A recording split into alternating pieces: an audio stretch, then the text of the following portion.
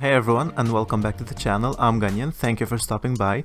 Today's video is gonna be about the top 5 things that Borderlands 2 did better than Borderlands 3, which is the exact opposite of what I did last week. In case you're interested in that, I'm gonna link it in the top right now. But before we start, consider liking and sharing the video if you enjoy it, and let's get into it. You're never gonna make it, you're not good enough. There's a million other people with the same stuff. You really think you're different? Man, you must be kidding. Think you're gonna hit it, but you just don't get it. It's impossible, it's not probable, you're irresponsible. Too many obstacles, you gotta stop it, yo. You gotta take it slow. DLC 4 for Borderlands 3 is just 4 days away at the time of me recording this video, which is crazy to think about that we had this game for a year now. It changed so much and I'm so happy that we finally have it.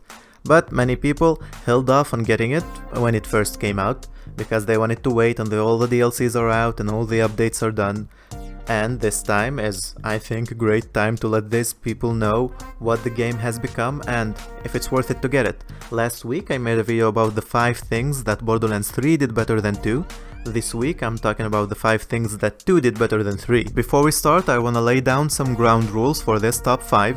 First of all, I want to be talking about stuff that could still come to Borderlands 3 when it comes to content, for example more DLCs, raid bosses, more Circles of Slaughter, stuff like that, because that can still change in the coming months or year even.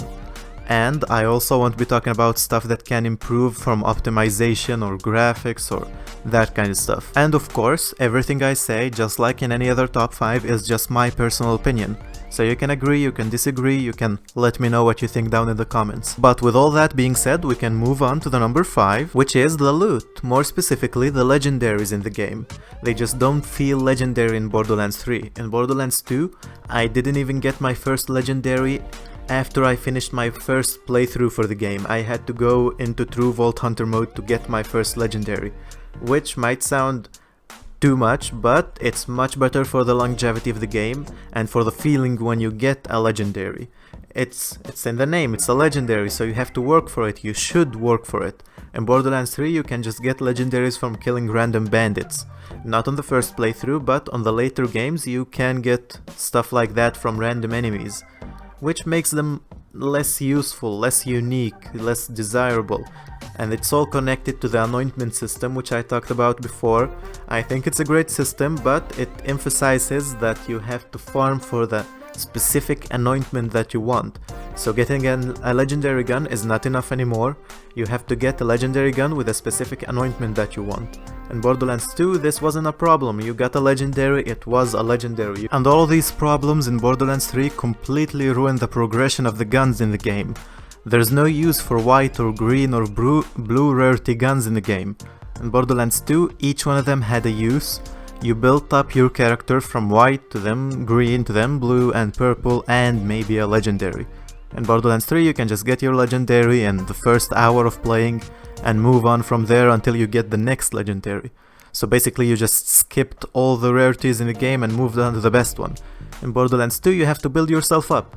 Start with the bad stuff, get a little better, and that adds to the progression and the replayability of the game, because it doesn't break it. But with that being said, let's move on to the number 4, where I have put the DLCs. Just like I've said, Borderlands 3 has the last DLC coming out this week, but I'm gonna compare the DLCs not from a story perspective, because that's opinionated, everyone just likes a different story.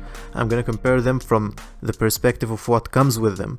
In Borderlands 3, we already know about the last DLC that it's not gonna come with a new vehicle, most likely. And same thing with the first and the second DLC, we had no new vehicles. In the first DLC you couldn't even drive a vehicle. In Borderlands 2, the only one that didn't come with the new kind of vehicle was the Tiny Tina DLC, but that made up for it by making a lot more stuff come with that. But in the other DLCs we had the sand cars, the swamp cars, we had more vehicles coming in with each one of the DLCs, and it connects to my other point that the areas were more open. You had more to do, more side missions, more stuff to see. In Borderlands 3 most of the DLCs are more linear.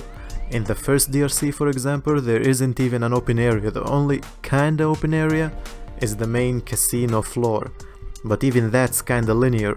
In Borderlands 2, each one of the DLCs has at least one open world kinda area well, not exactly open world, but it's less linear than the other areas. And all of that just adds to the personality of the DLC. It's more unique, different than the main game itself, when you have more vehicles, different enemies, different areas. It just makes the DLC stand out compared to the rest of the game. That's why, for example, my favorite DLC in Borderlands 3 is the Hammerlock DLC, because it had an open area at the beginning with many new enemies. The only thing that's missing is that we didn't have a new vehicle.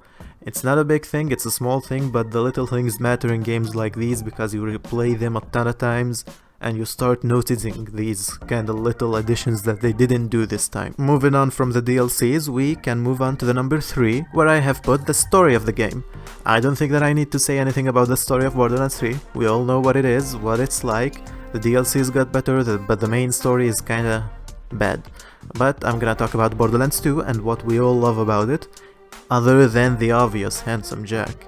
So, in Borderlands 2, many of the characters from Borderlands 1 returned or were referenced. Most of them play major roles in the story of Borderlands 2. They all have their own interconnected stories and feelings about each other and stuff that they want to do. And most importantly, your own character played a huge part in the story of the game. In Borderlands 3, no matter what you do, the credit is always taken by characters like Lilith or Tannis or whoever it is. It just doesn't matter what you do, and most of the characters just ignore that you exist. But in Borderlands 2, everyone depends on you. You do stuff that actually matter, you save characters, you kill other characters, you move the story forward, and you get the credit for it. My main issue with the story of Borderlands 3 is that it's too spread out. There isn't one single villain except the Children of the Vault, and let's be honest, the bandits are the most boring part of Borderlands, at least for myself. In Borderlands 2, you had the main villain as Hyperion. You had to fight the Loaderbots, see all the variants of the Loaderbots. In Borderlands 3, the main villains are the Children of the Vault, like I've said, and Maliwan.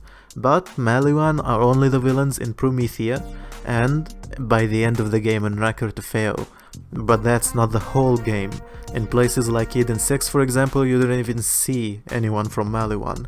And Pandora, for example, you don't see anyone from Maliwan. And that really takes away from the importance of the corporations in the story of Borderlands.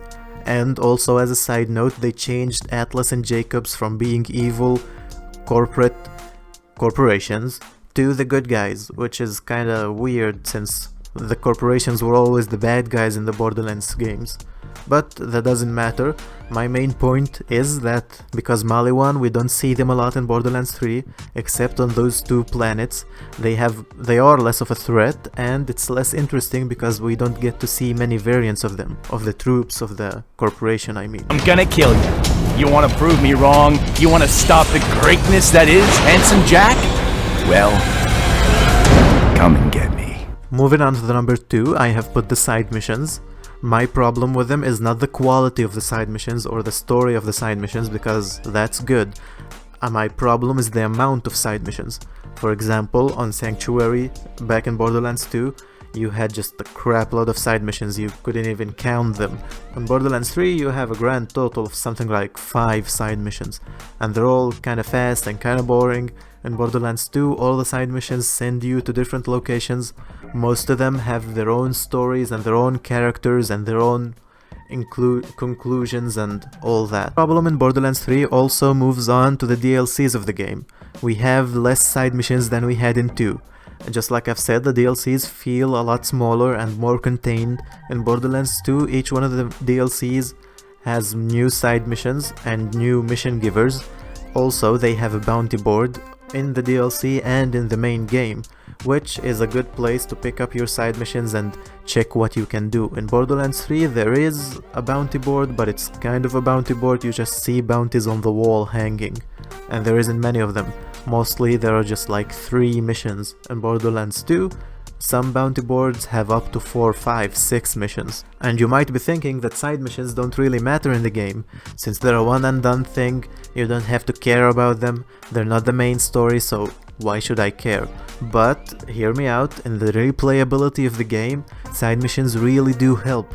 Maybe I play as Krieg and I play side mission number 1 and then move on to the main story, then I play as Maya and play side mission number 4. and then move on with the story, and that helps me get a different experience with each one of my characters, see the world differently, shape the world in my way, and check out what the world has to offer. And the lack of these side missions just limits the replayability of Borderlands 3, while giving Borderlands 2 a lot more replayability.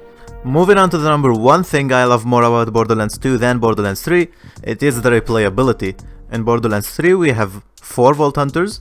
Gearbox said that they will add more skill trees to each one of them. In Borderlands 2 we have 6 Vault Hunters, each one with 3 skill trees. Now, I think that's the wrong decision when it comes to Borderlands 3.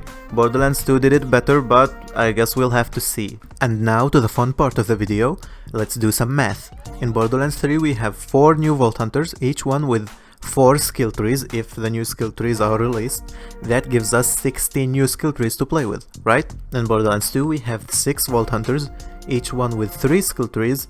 That's 18 skill trees to play with. That's the difference of 2 skill trees, which is almost a new Vault Hunter. And the fact that we have 6 Vault Hunters in Borderlands 2 and 4 in 3 also moves on to the customization part of things. For example, in Borderlands 2 you can customize 6 Vault Hunters, which means more heads, more skins to collect. In Borderlands 3 you have 4 Vault Hunters, which means less stuff to collect. But in the end it all depends on personal opinion. You might just like one Borderlands Vault Hunter in 3 and stick with him till the end. That was my point in my previous video on why Borderlands 3 was better. Because if you like one Vault Hunter you can stick with him for a longer time than in Borderlands 2. But when it comes to replayability, Borderlands 2 is just way ahead of Borderlands 3. And with that, I can end the top 5 video. I spent a lot of time trying to figure out stuff that Borderlands 2 did better than Borderlands 3 in the main game, because in Borderlands 3, many of the stuff that it's missing can be added. That's why I like it more than 2. A little more, I still love 2. But my main point being that Borderlands 3 can be a game that we all learn to love and enjoy and have fun in. They just need to add some small things. And hopefully all of these things that I've mentioned can be added somehow into Borderlands 3 to make it a better game. But for now they are only in Borderlands 2. So, that's everything for today's video. Hopefully you enjoyed it and I earned your like on it. If you're new to the channel, consider hitting that subscribe button to stay up to date with everything Borderlands, from news to updates to builds to top 5s. And with that being said, I hope to see you in the next Borderlands video. Have a nice day.